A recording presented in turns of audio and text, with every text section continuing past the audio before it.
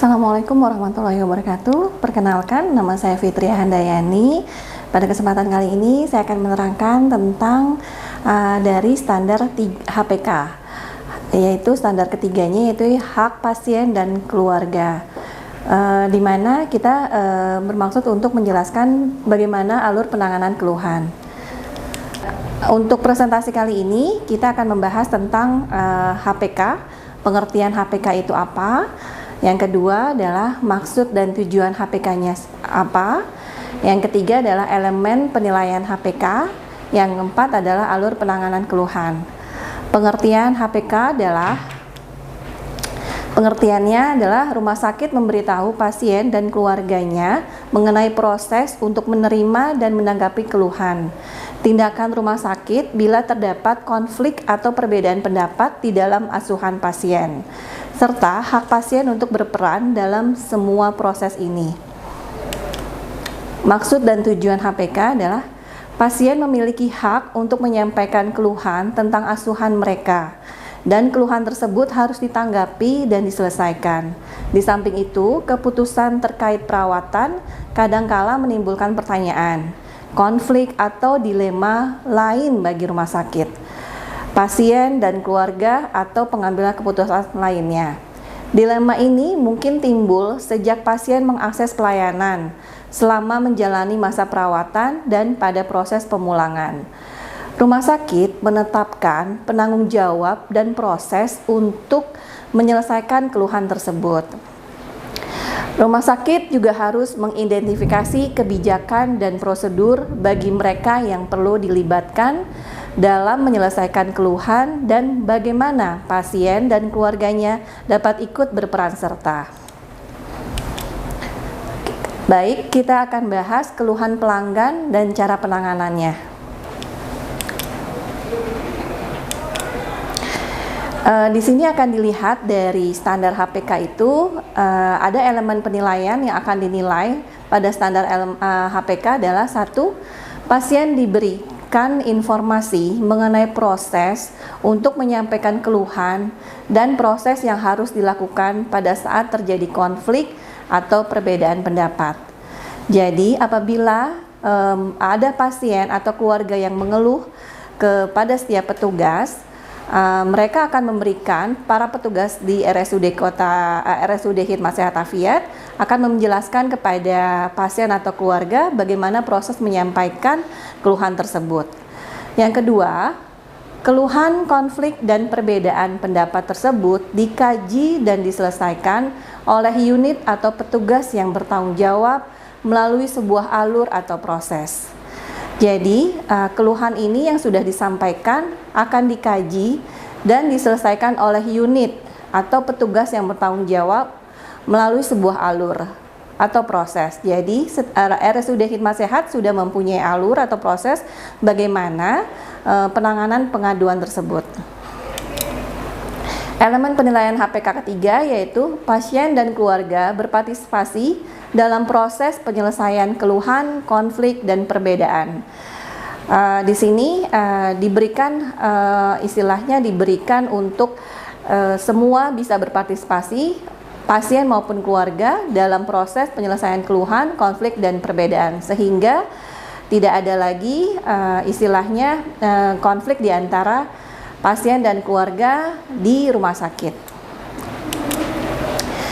Ada di mana alur penyampaian keluhan, kita akan sampaikan di sini prosesnya. Di mana ada pengaduan dari pasien atau keluarga, kita bisa menerima keluhan atau pengaduan itu melalui satu, bisa tatap muka atau datang langsung kepada petugasnya. Kedua, melalui kotak saran yang sudah disiapkan. Ketiga, WA Humas atau MOD, Manager on Duty. WA Humasnya yang aktif, nanti ada nomor handphone yang aktifnya. Yang keempat, website rsudksa.depok.go.id. Ada juga scan barcode yang memang sudah disiapkan di setiap unit. Jadi di sana bisa untuk scan barcode apabila ada keluhan yang ingin disampaikan.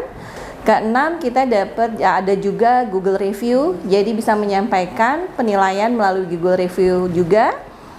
Baik, dari tahapan pengaduan tersebut, kita dari unit pelayanan pengaduan memberikan telaah terhadap, selain untuk jadi awalnya penyelesaian terhadap keluarga atau pasien, istilahnya dicatat di buku, dicatat di dalam list pengaduan. Di sana akan dibedakan untuk kasus-kasus yang memang kategorinya berbeda. Untuk kasus, ada 3 kasus yang memang ditanganin di rumah sakit untuk kasus etik profesi, kasus etik non profesi, dan di luar kasus etika profesi atau non profesi. Untuk kasus etik profesi, apabila ada berkaitan keluhan tentang pelayanan yang berhubungan dengan profesi kesehatan, baik dokter, perawat, atau penunjang medis, atau administrasi kesehatan, itu akan berhubungan dengan kasus etik profesi. Di sana akan dikomunikasikan, ada subkomitenya yang namanya adalah subkomite etik. Di sana akan dibahas tentang bagaimana penanganan keluhan tersebut dan bagaimana evaluasi untuk perbaikan apabila ada keluhan tersebut. Baik, oke. Subkomite etik atau komite etik. Jadi masing-masing dari yang tadi saya sampaikan, dokter, perawat maupun tenaga kesehatan lainnya semua mempunyai komitenya. Jadi ada subkomite etik namanya, itu terdiri dari komite medik, komite keperawatan, komite tenaga kesehatan lainnya. Nah, dari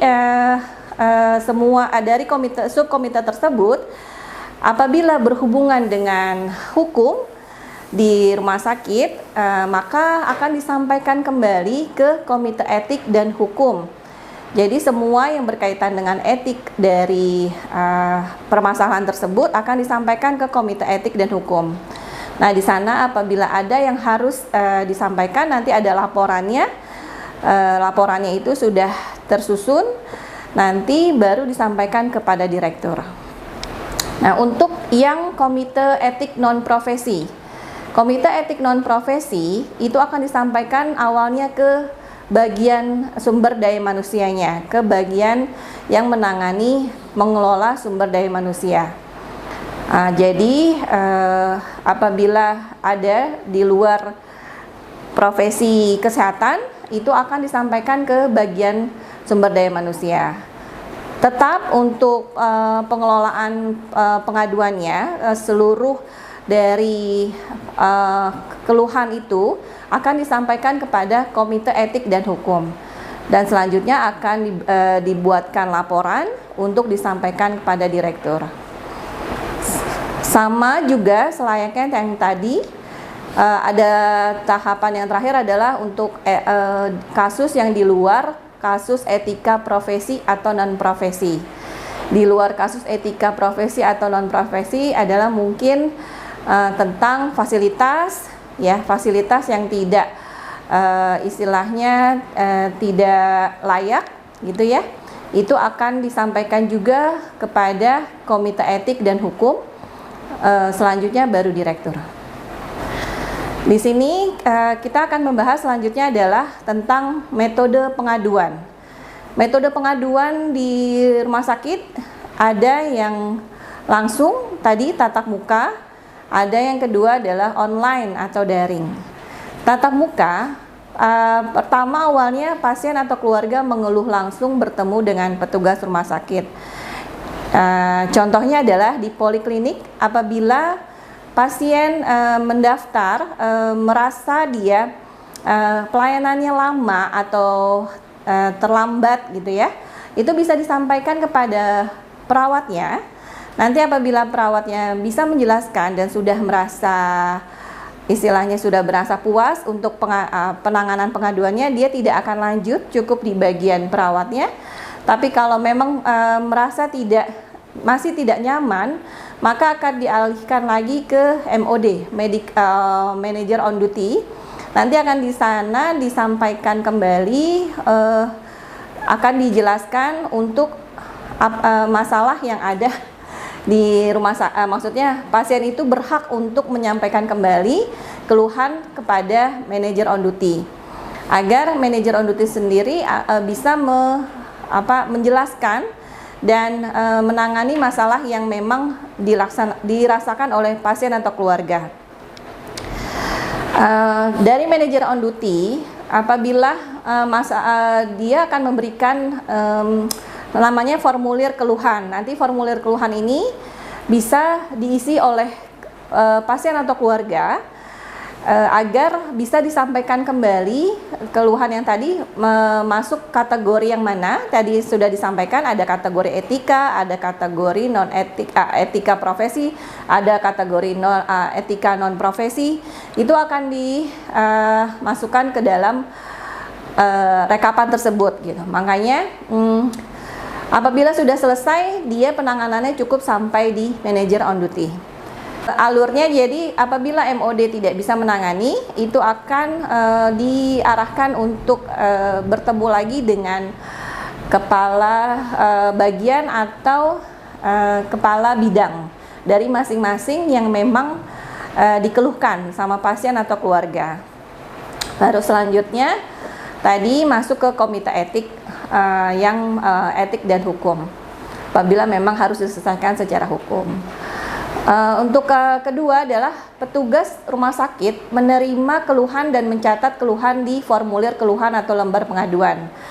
Seperti yang tadi saya sampaikan, petugas rumah sakit menerima keluhan, ada formulir yang harus diisi dari pasiennya atau keluarga yang memang mengeluhkan penanganan di rumah sakit.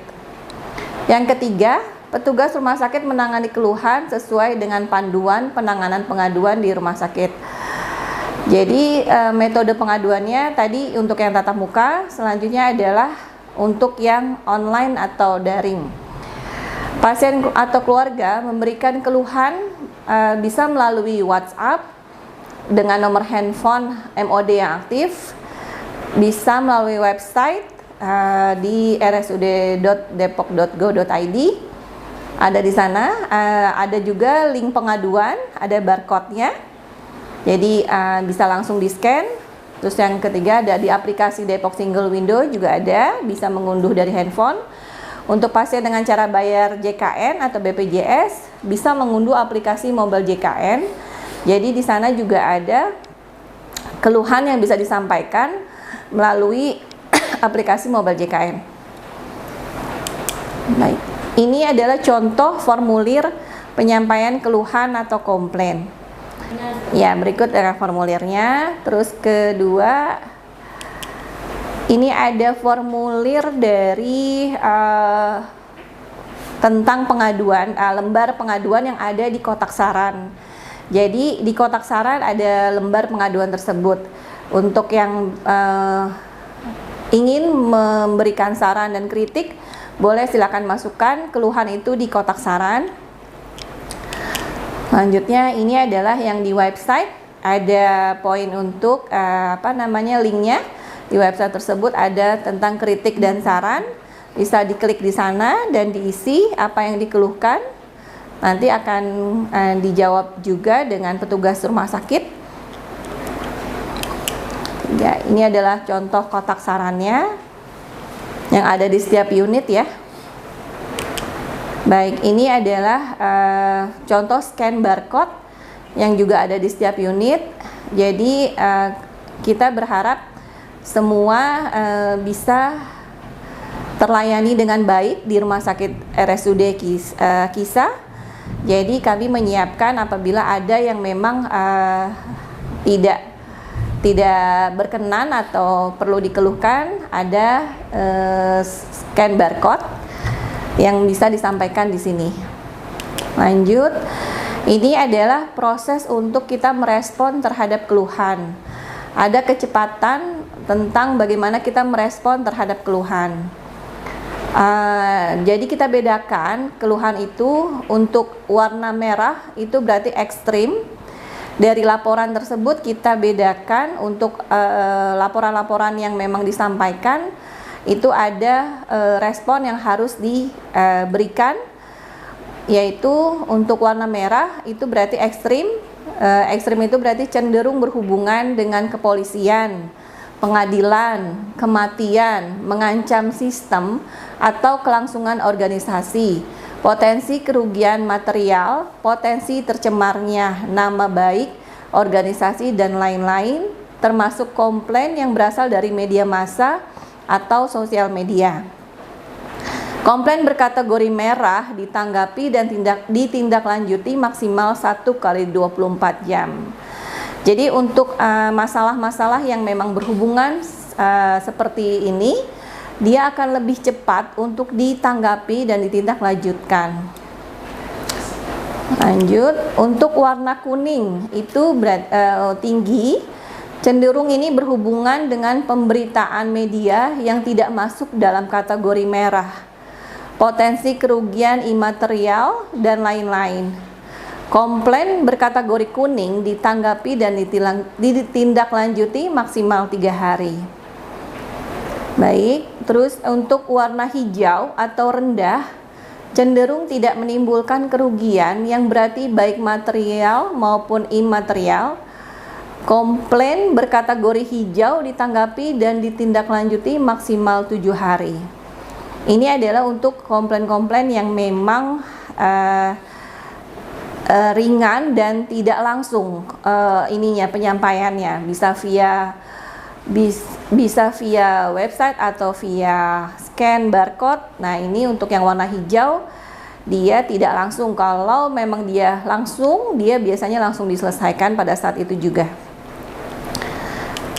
Baik, penyelesaian keluhan melibatkan pasien dan keluarga.